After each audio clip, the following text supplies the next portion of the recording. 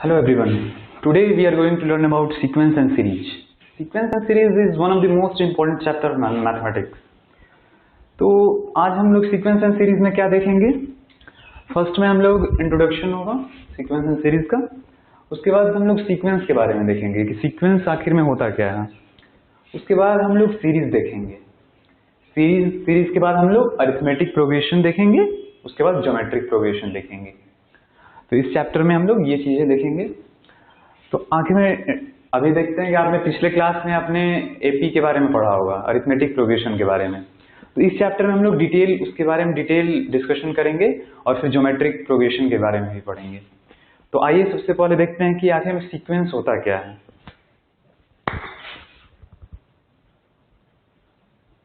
Introduction to sequence.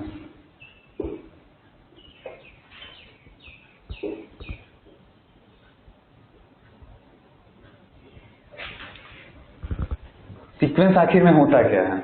तो sequence basically आपका एक ऑर्डर्ड लिस्ट होता है जो एक पार्टिकुलर पैटर्न को फॉलो करे। Pattern ordered list.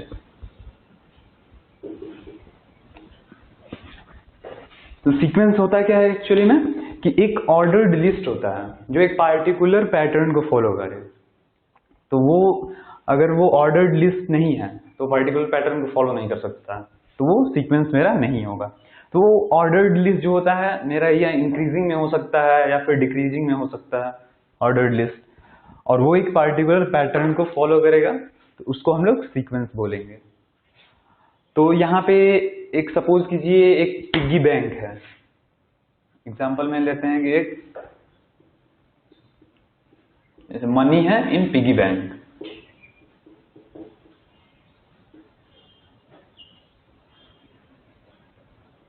एक बैंक है, सपोज कीजिए एक बैंक है ये, ठीक। यहाँ पे डिपॉजिट होता है।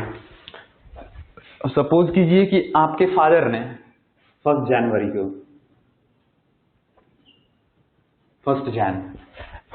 को आपके फादर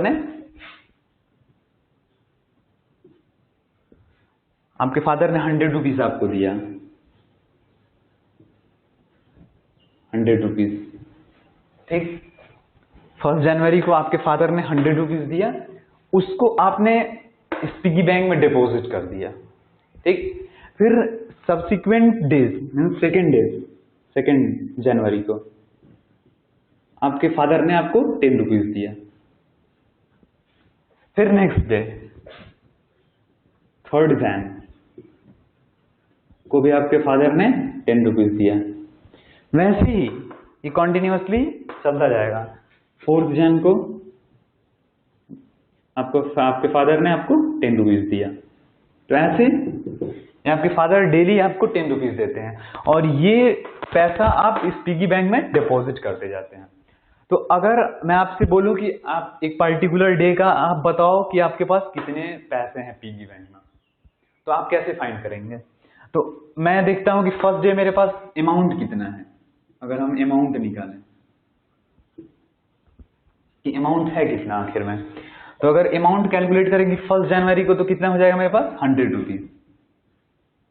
ये टोटल अमाउंट मैं बता रहा हूं कि पिगी बैंक में आपके पास उस समय उस पर्टिकुलर डे को कितना पैसा है। अगर 2 जनवरी को हम देखें तो ये आपने 10 रुपीज इसमें डिपॉजिट कर दिया, तो 100 + 10 110। वैसे ही 3rd जनवरी को कितना हो जाएगा आपके पास 120। वैसे ही 4th जनवरी को हो जाएगा कितना 120 + 10 130। तो इतना अमाउंट आपके पास एक पार्टिकुलर डे को पिगी बैंक में होगा। अगर ये अमाउंट को हम लोग अगर एक सीक्वेंस एक ऑर्डर में लिखते हैं, अगर कि ऑर्डर क्या होगा 100 होगा फर्स्ट डे में, फिर सेकेंड डे को क्या हो रहा है 110,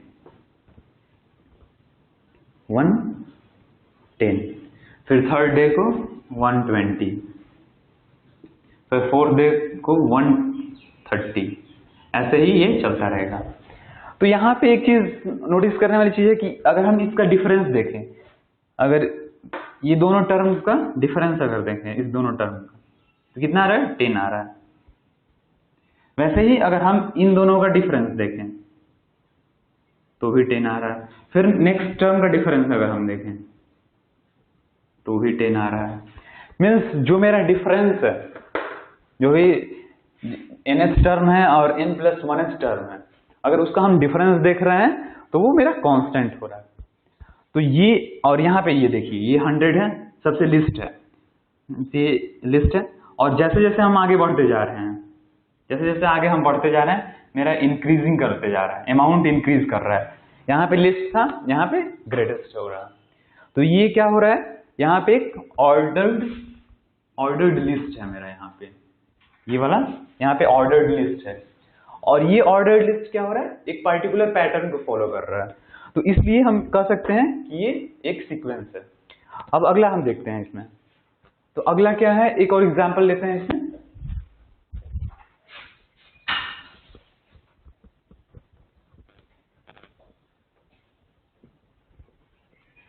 तो सीक्वेंस होने के लिए एक चीज हमेशा याद रखिएगा कि वो ऑर्डर्ड लिस्ट होना चाहिए, या तो वो इंक्रीजिंग या डिक्रीजिंग, लेकिन लिस्ट ऑर्डर्ड लिस्ट होना चाहिए।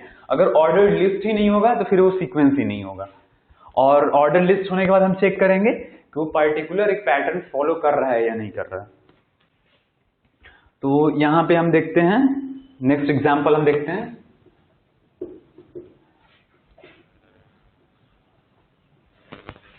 डबल नंबर ऑफ मैथ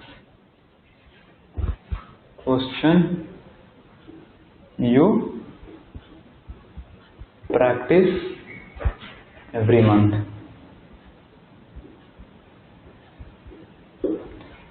तो यहाँ पे एक चीज आप इस एग्जांपल में आपको बताने वाला हूँ कि जैसे double number of math question you practice every month. तो हर एक मंथ आप क्या कर रहे हैं कि जैसे जनवरी है, जनवरी में आपने स्टार्ट किया कुछ प्रॉब्लम सॉल्व करना किया। फिर फरवरी में आप डेली आप सपोज कीजिए 5 प्रॉब्लम सॉल्व करते हैं या 4 प्रॉब्लम सॉल्व करते हैं। तो 4 प्रॉब्लम आप पर डे सॉल्व कर रहे हैं डेली, ये in the month of January. और फरवरी में आप क्या कर रहे हैं कि आप डबल कर दे रहे हैं, प्रॉब्लम आप 8 सॉल्व करने लग रहे हैं आप। वैसे ही नेक्स्ट मंथ में मीन्स मार्च में आप कितने प्रॉब्लम सॉल्व कर रहे हैं? 16।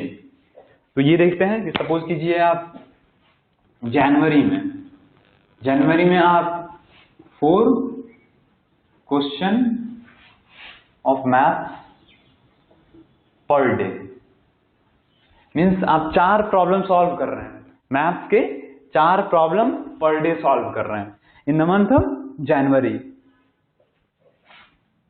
अब अगर फरवरी में हम देखें वही चीज, तो आप कितने प्रॉब्लम सॉल्व करेंगे? डबल करना है आपको।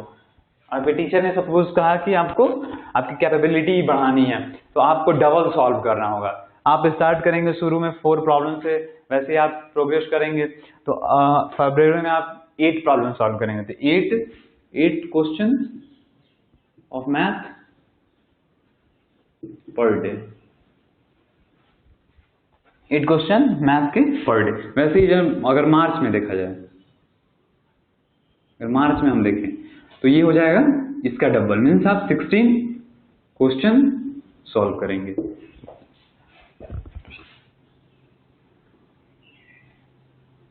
मैथ पर डे, मैथ के आप 16 क्वेश्चन पर डे सॉल्व कर रहे हैं, ठीक। तो अगर हम यहाँ पे इसको और सीक्वेंस में अगर लिखें, जैसे एक ऑर्डर में लिखें 4, 8, 16 ऐसे ही ये बढ़ता जाएगा 32, 64 एंड सो ऑन। तो यहाँ पे हम देख रहे हैं कि ये क्या कर रहा है, ये यहाँ पे सबसे लिस्ट था, ये सबसे लिस्ट था।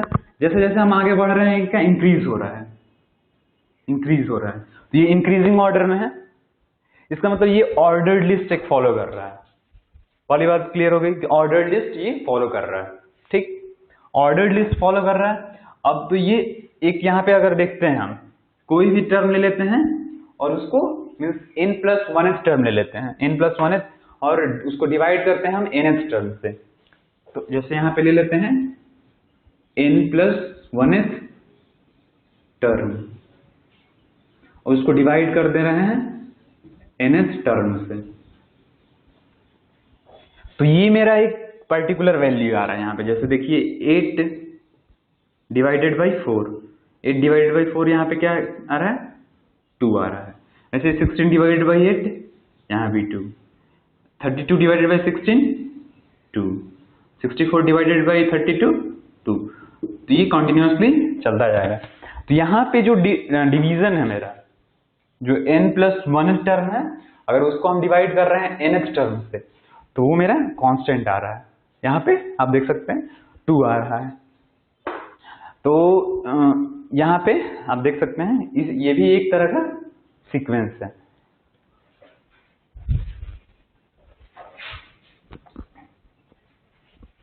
आइए अब डेफिनेशन देखते हैं कि डेफिनेशन आखिर में होता क्या है सीक्वेंस का।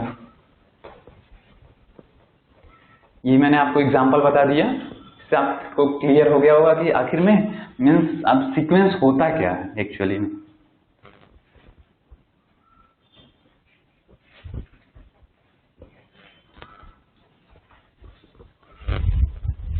तो अब यहाँ पे हम डेफिनेशन देखते हैं। डेफिनेशन सीक्वेंस का,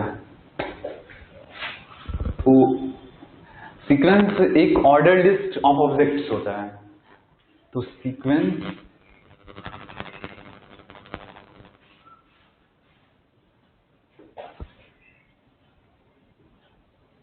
ऑर्डर्ड लिस्ट ऑफ ऑब्जेक्ट्स।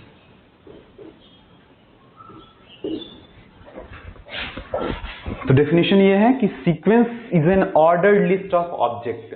कोई भी ऑब्जेक्ट हो उसका अगर ऑर्डर्ड लिस्ट एक बनाए तो उसको हम लोग सीक्वेंस बोलते हैं। सिंपल है, बहुत सिंपल है definition.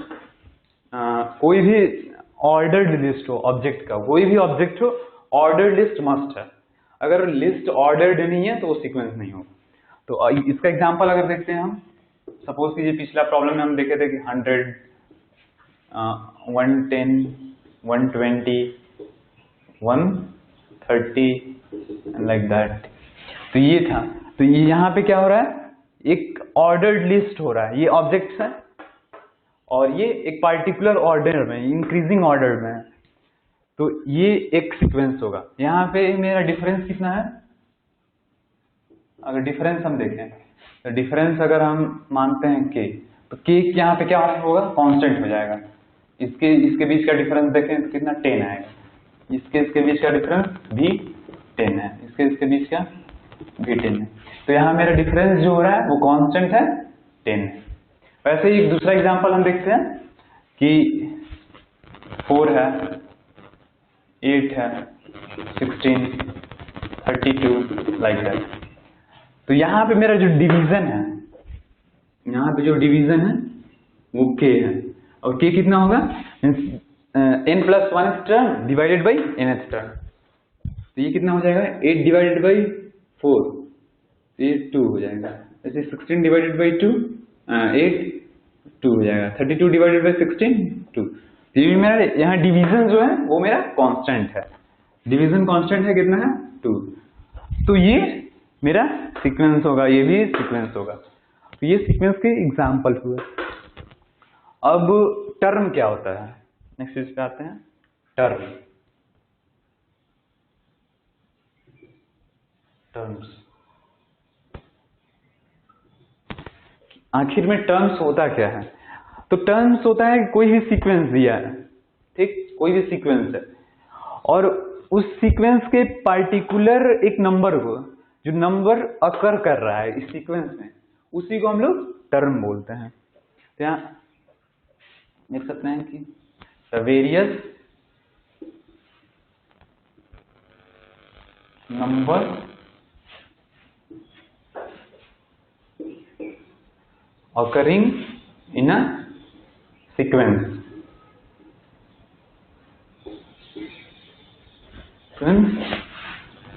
are called its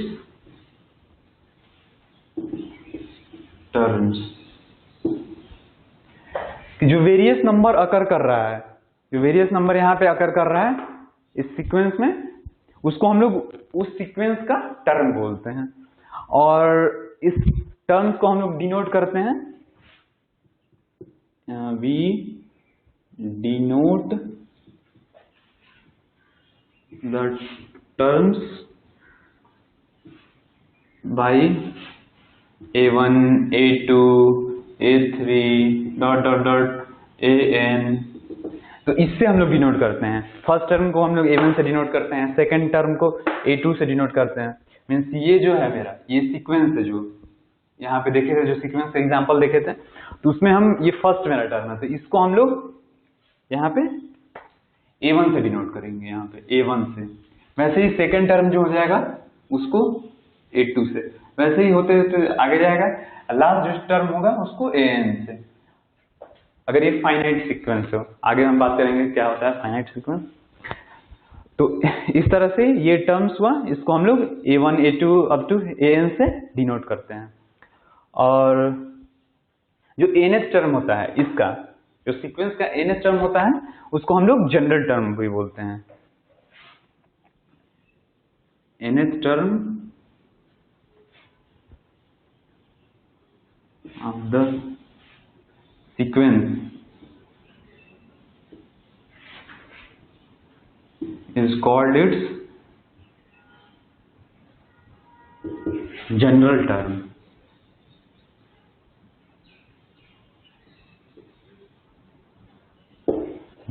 general term, जो nth टर्म होगा, जो सीक्वेंस मेरा है, जो मेरा वहां सीक्वेंस है, उसको हम लोग जनरल टर्म भी बोलते हैं। जो लास्ट वाला टर्म होगा, जो nth टर्म होगा, ये जो nth टर्म है, इसको हम लोग जनरल टर्म भी बोलते हैं। It is also called as general term of the sequence. तो ये था सीक्वेंस का टर्म का डिफिनेशन। टर्म किसको बोलते हैं? जो पर्टिकुलर नंबर अकर कर रहा है एक सीक्वेंस में, उसको हम लोग टर्म्स बोलेंगे। और टर्म्स को हम लोग किस चीज से डिनोट करते हैं? A1, A2 up to AN, इससे हम लोग टर्म्स को डिनोट करते हैं। तो इस तरह से आपको क्लियर हो गया होगा टर्म का डिफिनेशन। अब आइए देखते हैं कि फाइनाइट सीक्वेंस और इनफाइनाइट सीक्वेंस क्या होते हैं।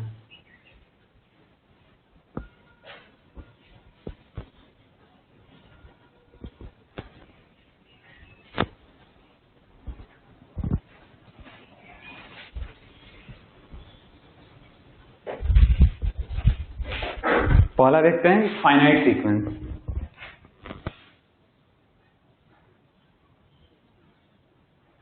फाइनाइट सीक्वेंस, फाइनाइट सीक्वेंस आखिर में होता क्या है?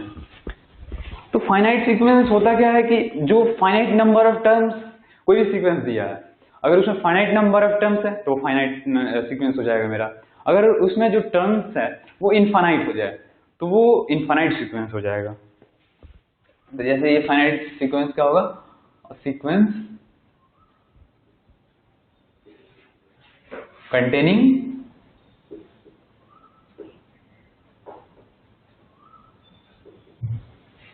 finite number of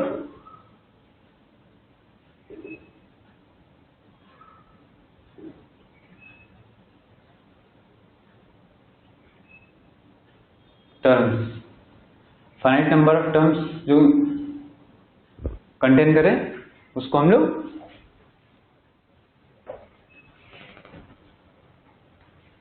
number of terms is called finite sequence।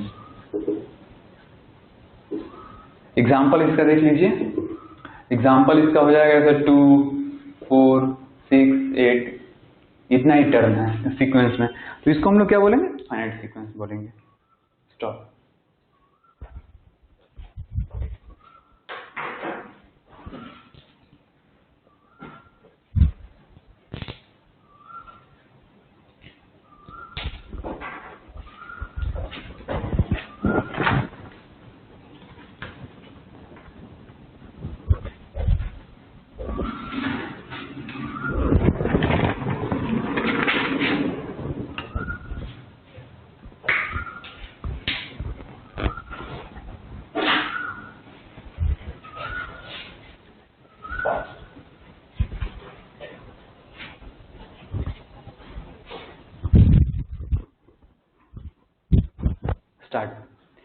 तो यहाँ पे हम ये सीक्वेंस जो होगा मेरा फाइनाइट सीक्वेंस होगा।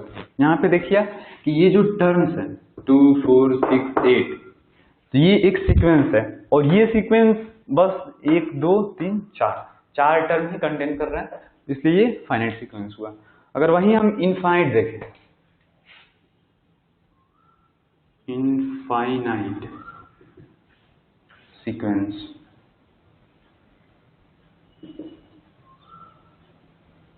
इनफाइनाइट सीक्वेंस देखें तो इनफाइनाइट सीक्वेंस क्या हो जाएगा यहाँ पे, sequence is called it is not a finite sequence. अगर जो फाइनाइट सीक्वेंस नहीं है तो उसको हम लोग इनफाइनाइट सीक्वेंस बोलते हैं।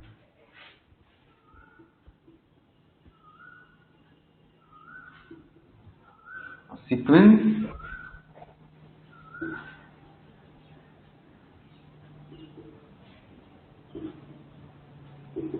sequence is called infinite if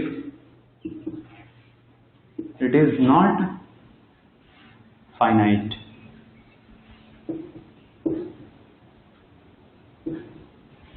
अगर वो फाइनाइट नहीं है तो उसको हम लोग इनफाइनाइट सीक्वेंस बोलते हैं। इस तरह के सीक्वेंस, इसका एग्जांपल हम लेते हैं, जैसे सपोज कीजिए यही 2 4 6 8 dot dot dot dot up to infinity. तो यहाँ जो लास्ट टर्म है मेरा वो फिक्स नहीं है, वो ये कुछ भी हो सकता है, 2 4 6 8 dot dot dot up to infinity. तो ये मेरा ये इस सीक्वेंस है, तो ये सीक्वेंस मेरा फिक्स नहीं है, कहाँ तक है, कितने टर्म्स हैं इसमें, तो इसलिए ये इनफाइनाइट सीक्वेंस हो गया। तो इस तरह के ये दो टाइप थे, फाइनाइट और इनफाइनाइट। आपको क्लियर हो गया होगा फाइनाइट और इनफाइनाइट क्या होता है।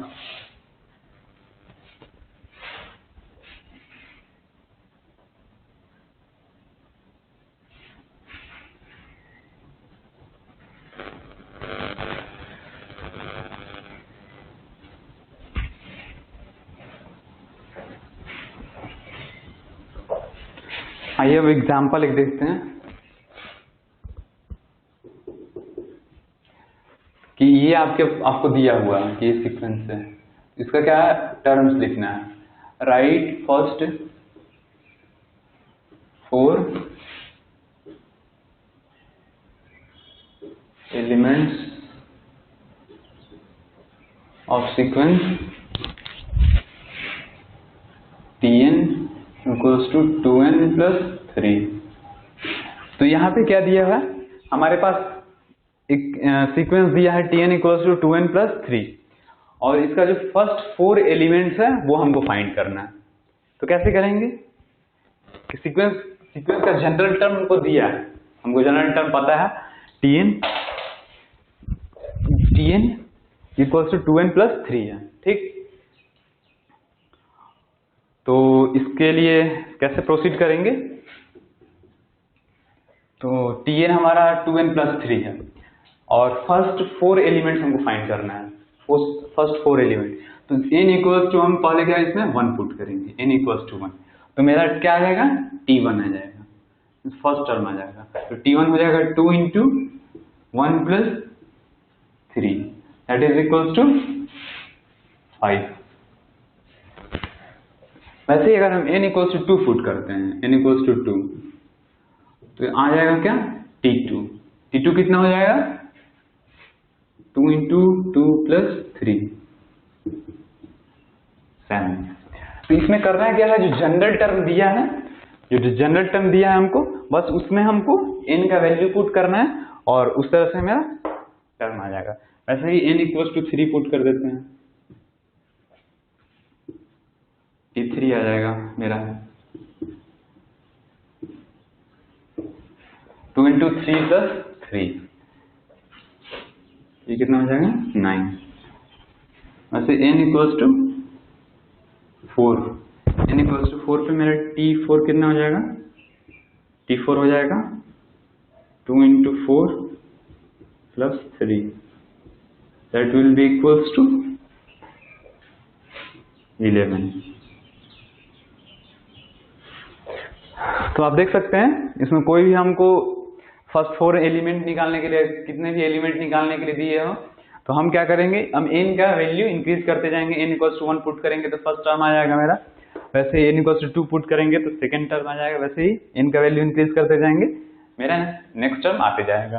तो इस तरह से हम लोग फाइंड कर सकते हैं कोई भी टर्म। और अगर तो इसलिए अगर तो मेरा फर्स्ट 4 एलिमेंट क्या हो जाएगा, देयरफॉर फर्स्ट 4 एलिमेंट्स आर कितना, 5 7 9 11।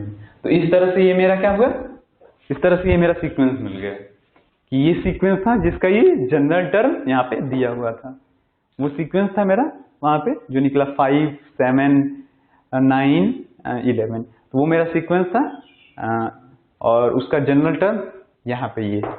अब एक दूसरा एग्जांपल देखते हैं।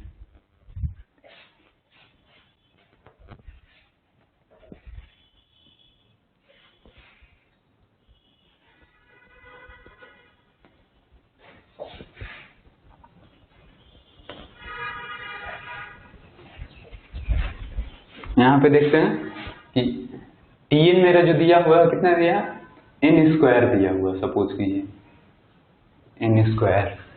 तो इसमें हम कैसे टर्म फाइंड करेंगे, इसमें वही सेम प्रोसीजर जो जैसे पिछला क्वेश्चन हम लोग फाइंड किए थे। तो n इक्वल्स टू 1 पुट करेंगे, n इक्वल्स टू 1 तो मेरा क्या आ जाएगा, T1 आ जाएगा। तो T1 तो n की जगह पे क्या करें, 1 पुट करेंगे तो 1 का स्क्वायर इक्वल्स टू 1। ऐसे ही n इक्वल्स टू अगर हम 2 पुट करते हैं तो सेकेंड टर्म आ जाएगा T2 2 का स्क्वायर इक्वल्स टू 4। ऐसे ही n इक्वल्स टू अगर 3 पुट करें, n इक्वल्स टू 3 तो ये आ जाएगा T3 and T3 equals to n square, n मतलब यहाँ पे 3 है तो 3 का स्क्वायर तो ये 9 हो गया। और यहाँ n इक्वल्स टू हम पुट करें कितना, 4 तो T4 आ जाएगा मेरा, T4 इक्वल्स टू 4 का स्क्वायर तो ये हो जाएगा 16। तो इस तरह से मेरा कितना हो जाएगा सीक्वेंस जो होगा, देयरफॉर फर्स्ट 4 एलिमेंट्स क्या हो जाएंगे हम मेरे, 1 4 9 एंड 16, 1 4 9 एंड 16। तो इस तरह से हम ये सीक्वेंस फाइंड कर लिए जिसका जनरल टर्म यहाँ पे दिया हुआ था। तो इस तरह से आप बहुत इजी है, ये आप फाइंड कर सकते हैं, कोई भी जनरल टर्म दिया हुआ तो आप उसके सीक्वेंस फाइंड कर सकते हैं।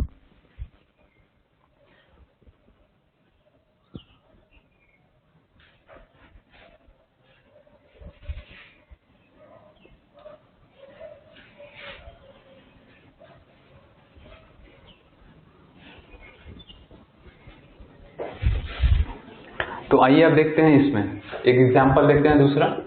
इसमें हमको क्या करना है कि एक पर्टिकुलर बीच का कोई टर्म हमको बोले, जनरल टर्म ठीक है दिया हुआ है और पर्टिकुलर एक बीच का टर्म बोले कि सपोज 50 टर्म निकालो, 75 टर्म निकालो, तो वो कैसे करेंगे। तो यहाँ पे क्वेश्चन है कि what is the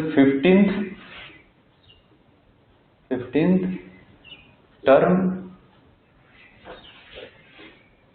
of the sequence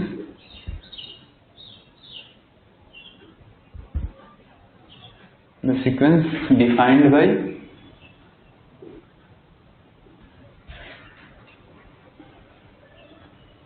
an equals to n minus 2 into n minus 3 into n plus 5 कुछ भी ये दिया हुआ। तो ये मेरा सीक्वेंस दिया है, सीक्वेंस का डिफिनेशन दिया है यहाँ पे, ये सीक्वेंस मेरा डिफाइंड है इस जनरल टर्म से, an equals to n minus 2 into n minus 3 into n plus 5 ये दिया हुआ है, an है। और पूछ रहा है कि 15th टर्म क्या होगा इस सीक्वेंस का, ये जो सीक्वेंस है इसका 15th टर्म क्या होगा। तो आप कोई भी टर्म पूछ रहा हो आप क्या करेंगे, जो टर्म पूछ रहा है मीन्स a 15 पूछ रहा है तो n की जगह पे हम क्या पुट कर देंगे, 15 पुट कर देंगे। तो a15 equals to n minus 2, n कितना है 15 15 माइनस 2,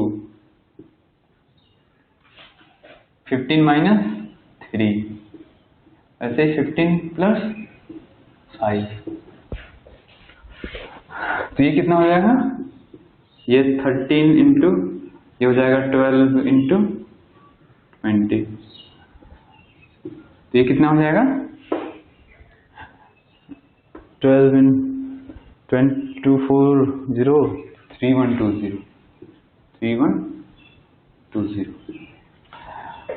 तो यहाँ पे आप देख सकते हैं कैसे किया है कि कोई भी जनरल टर्म दिया हुआ, जनरल टर्म सीक्वेंस का जनरल टर्म दिया हुआ है इतना, ये दिया हुआ है, गिवन है, ठीक।